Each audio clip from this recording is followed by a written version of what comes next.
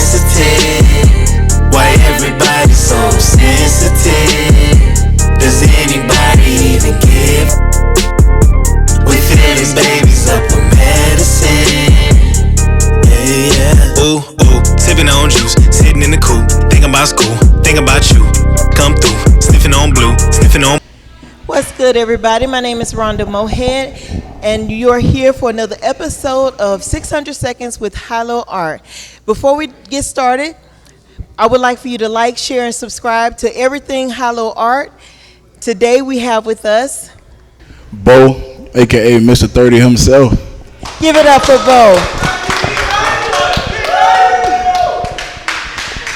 All right, please tell us about yourself. I'm a 21-year-old wrestler, currently at Allen University. I'm a YouTuber. I do podcasts, pranks, and I'm from New Jersey. All right. How did you start your podcast? I just been a person big on social media. I've always been a person who people like to watch, funny. You know, I bring joy to people. So, podcast, social media was just my way. I started this year, actually, recently. Okay, all right. Well, who is your biggest influence or inspiration? I'm a big comic man, so my biggest inspiration might be Bernie Mac, for real. Really. All right. Shout out to Bernie Mac. Shout out Bernie. Shout out Bernie. All right, where does your stage name come from? Mr. 30 himself. That's just me. Like, I'm Mr. 30. Like, everything with me is Mr. You know, and then himself, I'm him. So I'm myself. I ain't nobody else. All Mr. right. 30 himself. That's all you can be is yourself, huh? Yeah, okay, talk to us about the focus of your podcast. What do you focus on with it? I really focus on anything. I interview people. I do all type of questionnaires. My main thing is trying to get a smile out of somebody with whatever I'm doing. So, I mean, it's a funny podcast, but at the same time, it's serious. I ask serious questions. I do serious things. So, okay. Yeah. Now that you're originally from New Jersey. Yes, ma'am. And now you live in South Carolina. How did that happen? Like I said, I'm a wrestler. You know, when I first got out of high school, you know, I had a few scholarships. I went to Limestone University at first. That was my first choice of college in Gaffney, South Carolina. I left there through the tragedies that was going on in life about the whole George Floyd and Black Lives Matter movement. So I decided to take my talents to an HBCU, and Allen University in Columbia, South Carolina was definitely my first choice. Wow, that's nice. I always wonder why people choose to come to Yes, Columbia. ma'am. Yes, ma'am. It's very nice. I like it, though. Yeah? Yes, ma'am. Good. What's the best work you have done and why you've ever done?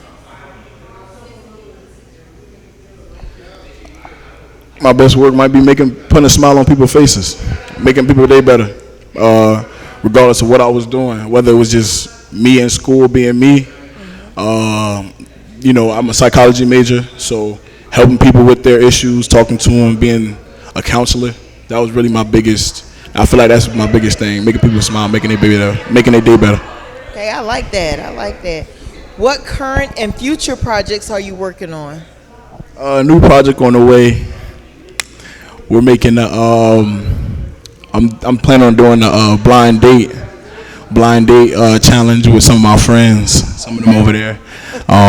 So I'm most definitely getting into that. Yes, ma'am. Right. I like that. Yes, ma'am. Like a speed dating kind of Yeah, thing? most definitely. Yes, ma'am. Blind, yeah, but it's I like blind, so the lady don't know who she's really getting. She just knows she getting somebody who she choosing. You know. Wow. Okay.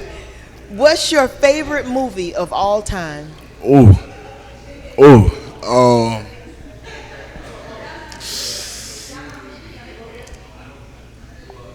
Friday? Yes, ma'am. Which one? The first one, the original is always the best. Yes, ma'am. That's one of my favorites too. Yes, ma'am. Okay. If you could work with one creative, dead or alive, who would that be?